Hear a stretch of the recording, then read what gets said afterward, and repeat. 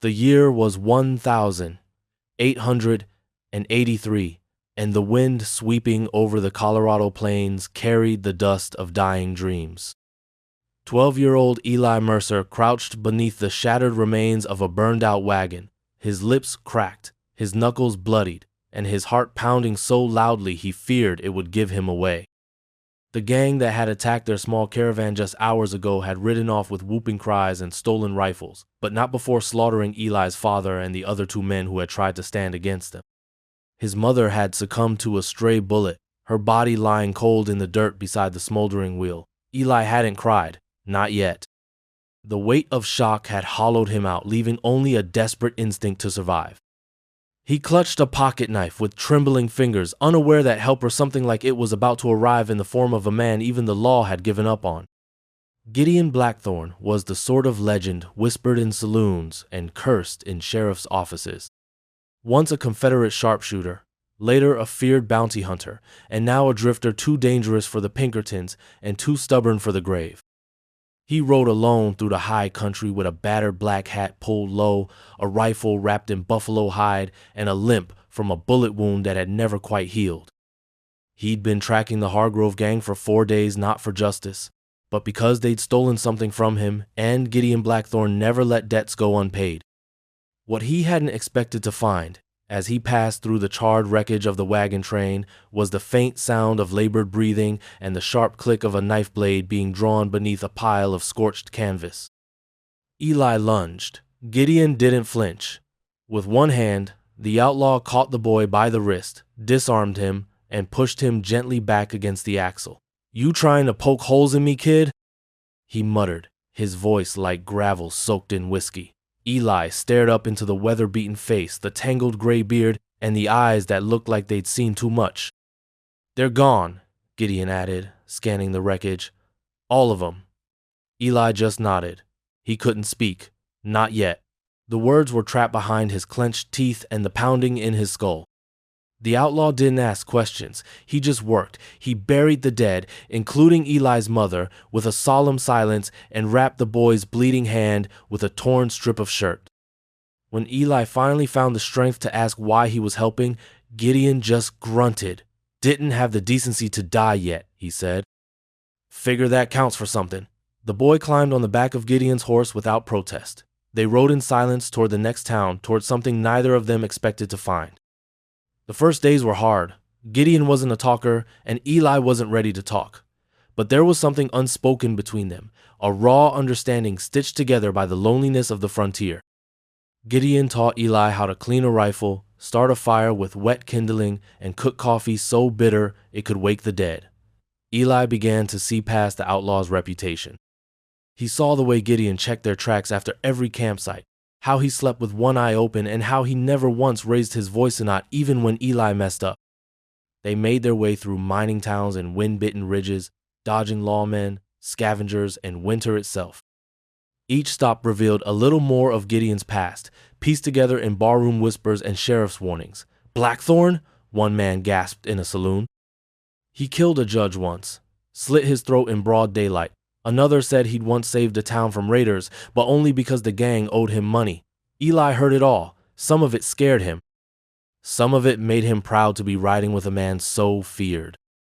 And then there was the pendant, a small dented silver locket that Gideon always kept hidden beneath his shirt. One night, when the fire crackled low and the whiskey bottle had run dry, Gideon caught Eli staring. "It belonged to someone I failed," he said quietly. A reminder. He didn't say more, and Eli didn't press. But something had shifted. The boy wasn't just cargo anymore. He was something Gideon hadn't let himself care about in a long time. They became a strange kind of family, broken, battered, but bound by the road, until one day, while cleaning out an abandoned homestead for supplies, Eli found an old wanted poster stuffed into a drawer. He unfolded it with trembling hands. The ink was faded, but the name was clear, Gideon Blackthorne. And beneath it, in bold letters, "Wanted for the murder of Daniel Mercer, Eli's father."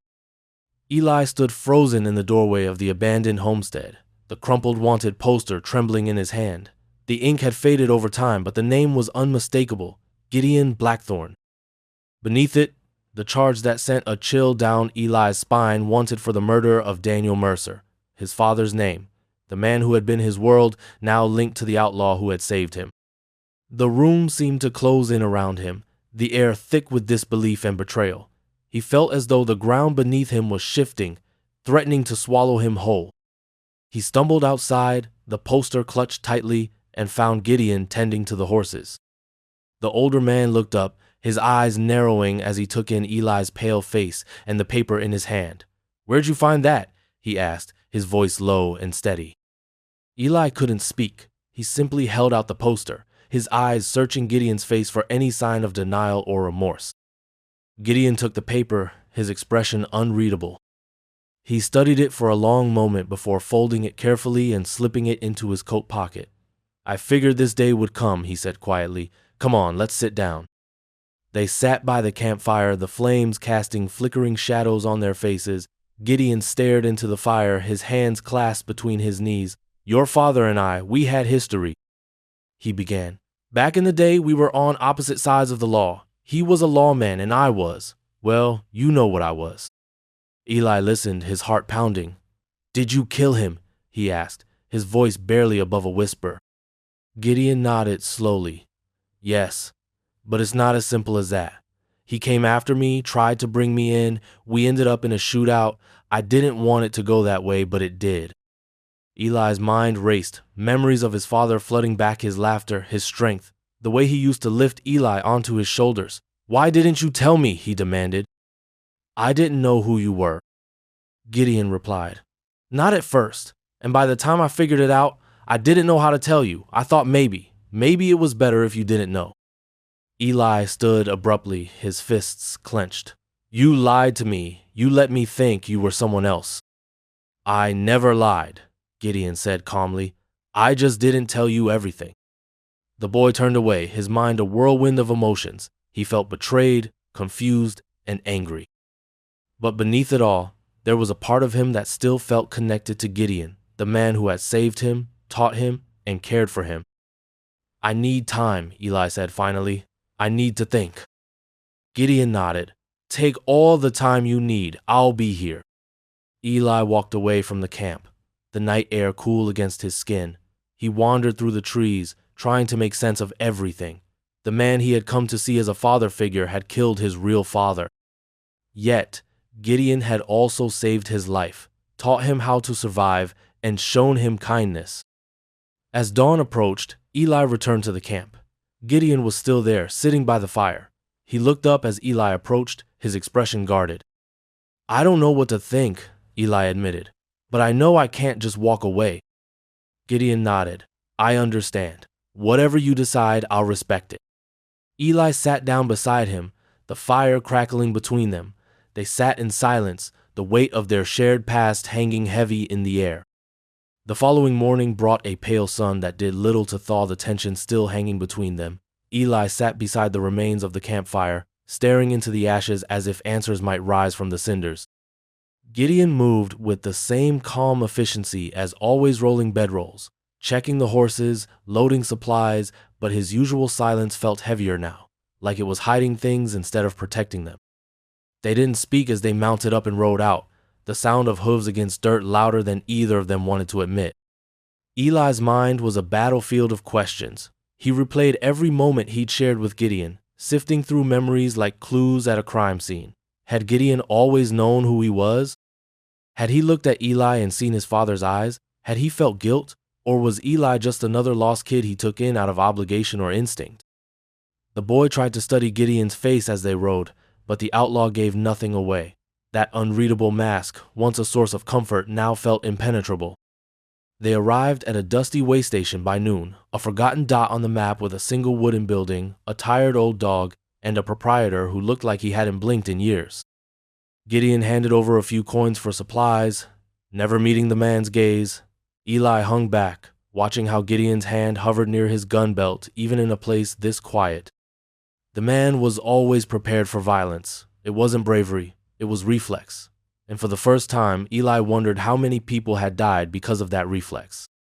As they rode on, Gideon finally broke the silence. "You want the whole story?" he asked, his voice rough like gravel that had been soaking in whiskey too long. Eli didn't answer, but he didn't need to. Gideon took the silence as permission. I met your father when I was younger. Too young. We were both in a mess of fiction trying to do good. Me trying to stay alive. There was a woman back then, too, Clara. She was the one who believed in second chances, thought I could be more than a rifle and a bad reputation, but when she died, something broke. I stopped caring about right and wrong. I just cared about survival. Eli felt a lump in his throat. Clara, his mother's name. She loved your father once, Gideon continued. Before she met me, she told me about you when we crossed paths again years later. Told me she had a family. That's why I didn't pull the trigger that day. Your father did. He paused. But I shot back. He went down, and I ran. You killed him, Eli said, his voice hoarse. I did, Gideon replied. But I never meant to. I didn't know until later that she was your mother, that he was your father. By the time I figured it out, you were just a name and a shadow in someone else's life. The weight of the revelation crushed Eli like a mountain wind. He wanted to scream, he wanted to run, but mostly he wanted things to make sense, and they didn't. That night, they camped by a dry creek bed under a sky so full of stars it almost looked painted.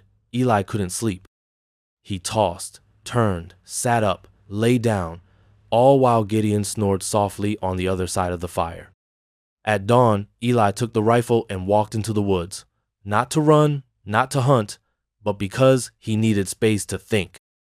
He followed the ridge until he found a clearing where the sunrise touched the land like fire. He set the rifle down, knelt in the grass, and cried for the first time since the massacre.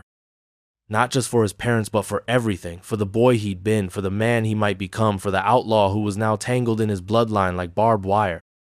When he returned, Gideon was awake, waiting, not angry. You come to a decision? He asked. No, Eli replied honestly, but I'm not done with you yet.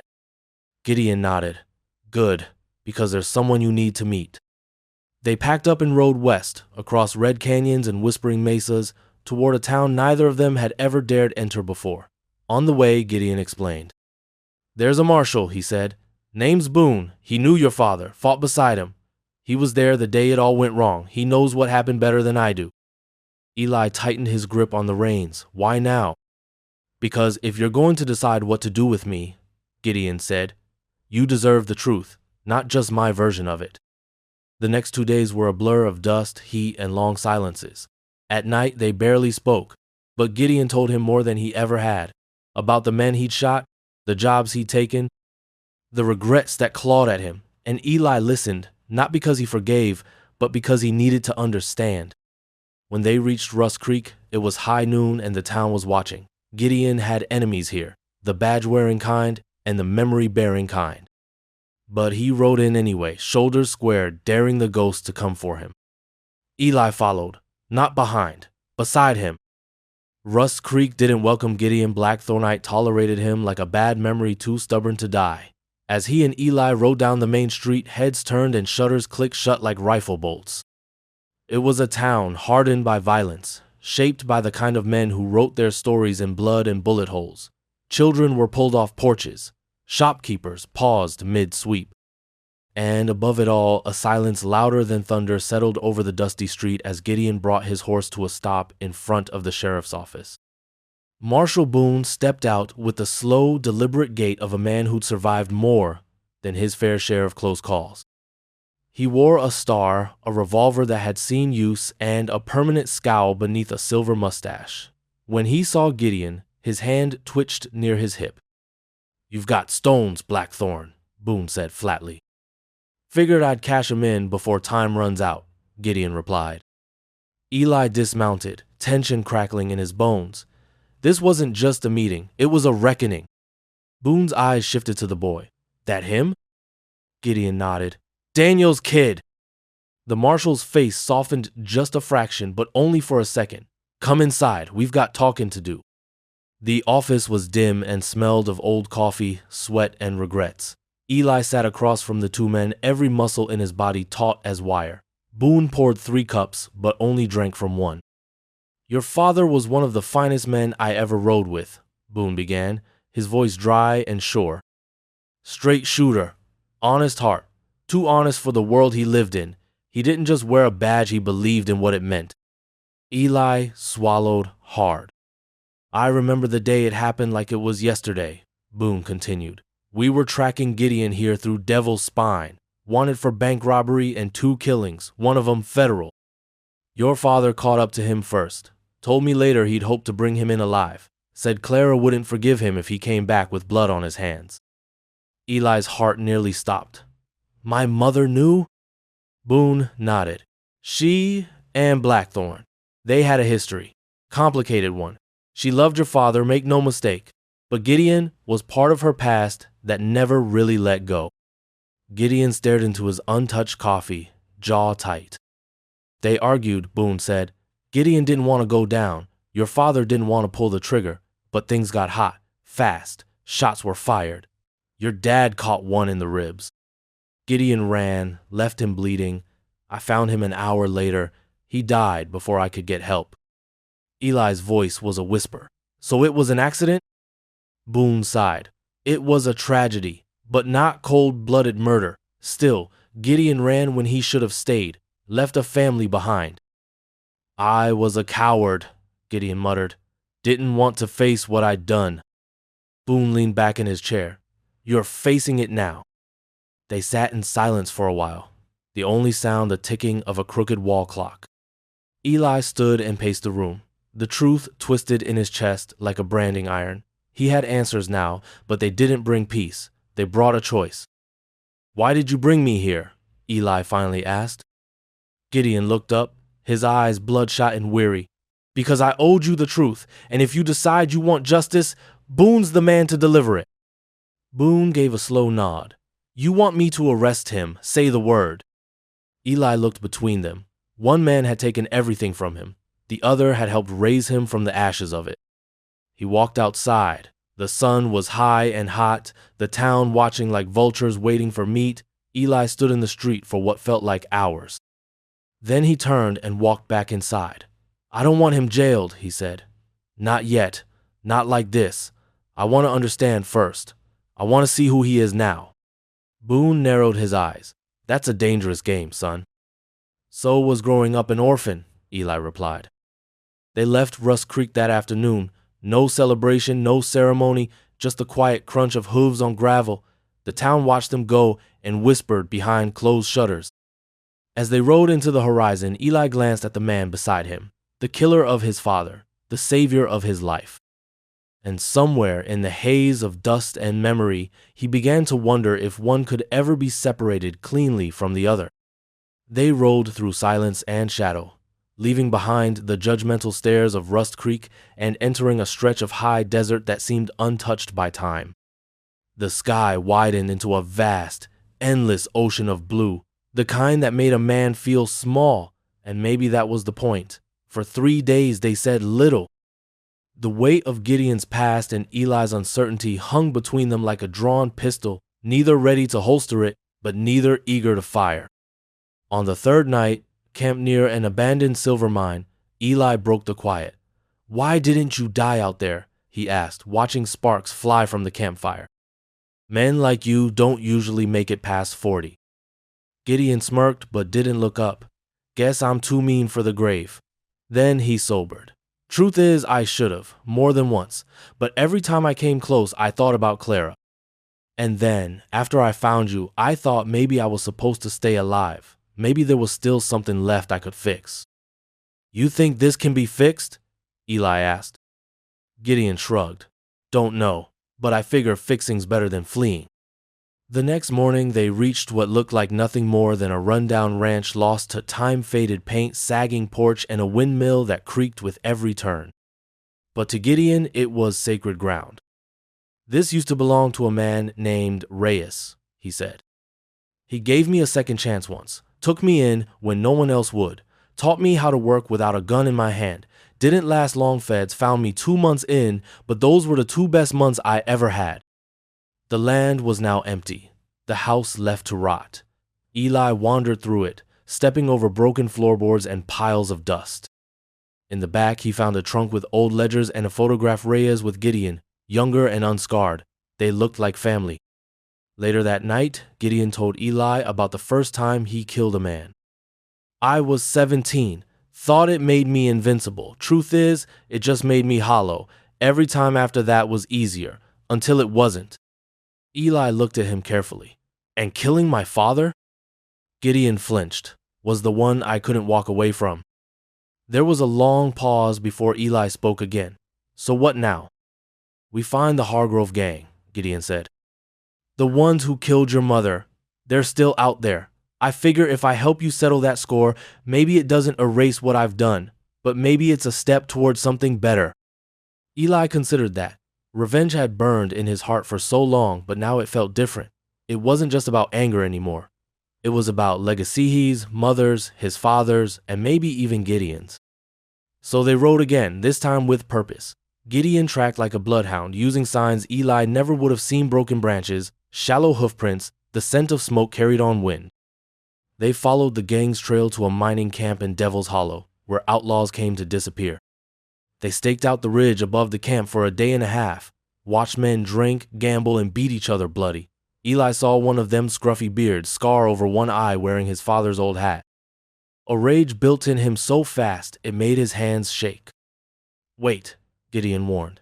We do this smart, not loud. That night, under the cover of clouds, they slipped down the ridge. Gideon showed Eli how to move without sound, how to cut through canvas without waking a man, how to take aim and wait. Eli confronted the man in the hat first. There was no speech, just steel in his voice. You killed my mother. The man blinked, reached for a weapon, and found Gideon's boot, crushing his hand. The gang fought. Gunfire erupted like a thunderstorm, quick and vicious. Gideon was a ghost, moving through the smoke with deadly precision. Eli held his own, remembering everything he learned: when to fire, when to duck, when to breathe. By morning, the gang was dead or gone. Eli stood over the last man, his rifle shaking in his grip. You remember her? He growled. The woman you shot in that wagon? The man grinned through broken teeth. She begged. Eli pulled the trigger. They buried the dead in shallow graves and burned the camp. It wasn't justice. It wasn't even closure. But it was something.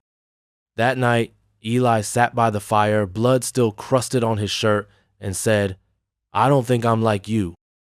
Gideon nodded. Good. World's already had one of me. Eli looked at him. You think I can still be good? You already are, Gideon replied. The question is, can I? They sat in silence again, this time not out of anger but of shared understanding. Eli stood at the edge of the canyon, wind howling through the jagged red rock like a ghost crying out for peace. The journey was over, the men who had shattered his world buried beneath scorched earth, but the weight he carried had not lifted. If anything, it had grown heavier. Revenge, he'd learned, didn't erase grief, it only muted it long enough for silence to settle in again. And now, in the stillness after the storm, all he had left was the outlaw beside him. The man who had saved his life. The man who had taken his father's. They had made camp one final time at the canyon's rim, a place so high up it felt like they could see the edge of the world. A fire crackled low between them, casting flickering shadows on their worn faces. The silence wasn't strained anymore, it was patient, full of things neither of them wanted to rush. I suppose this is where we part ways, Gideon said, poking the fire with a stick. Eli didn't answer right away. He stared out at the stars, uncounted, unchanging, then finally spoke. I don't know what happens next. That's life, boy. Nobody ever does.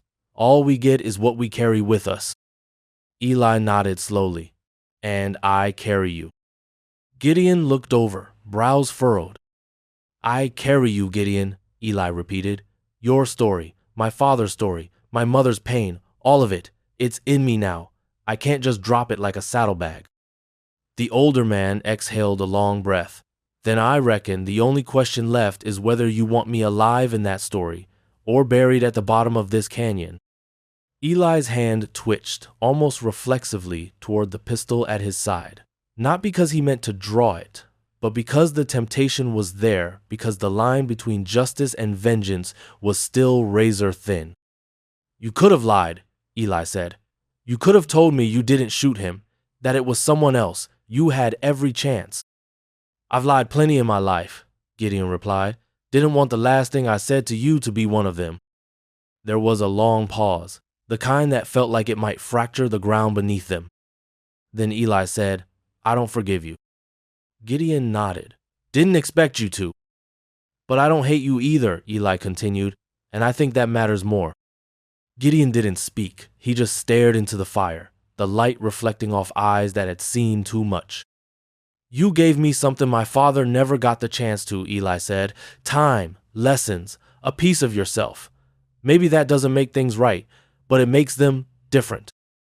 Gideon finally looked up. You're more your father's son than you know. I hope I'm not, Eli said quietly. He died trying to save a man who didn't want saving. I don't want to be a martyr. Gideon let out a soft, humorless laugh. No, you'll be something better. You'll live. The next morning, they packed up in silence. Gideon cinched the saddle on his horse, slower than usual, like he was dragging out the inevitable. Eli checked the cinch on his own mount and slung his rifle over his shoulder. You ever think about settling down? Eli asked, as they mounted up. Every damn day, Gideon said. Just never found a place that felt like it'd let me. Maybe it's not the place, Eli said. Maybe it's the man. They rode side by side for a while, the canyon shrinking behind them. Eventually, they reached a fork in the road-owned trail leading east, back toward towns and people, the other west into the unbroken wild. This is it, Gideon said. Eli didn't move. Where will you go? Where nobody knows my name. Eli held out his hand. Then, go as a man who tried. Gideon took it. His grip was firm, but his eyes were wet. You take care, son. Eli nodded. I will. And just like that, the outlaw turned his horse and rode west, disappearing into the scrub and sun like smoke on the wind. Eli stood there for a long time, watching the trail until it vanished. Then he turned east, toward a world that might still hold a place for a boy who had been broken and rebuilt by the very man he should have destroyed. Not all stories end with justice. Some end with understanding.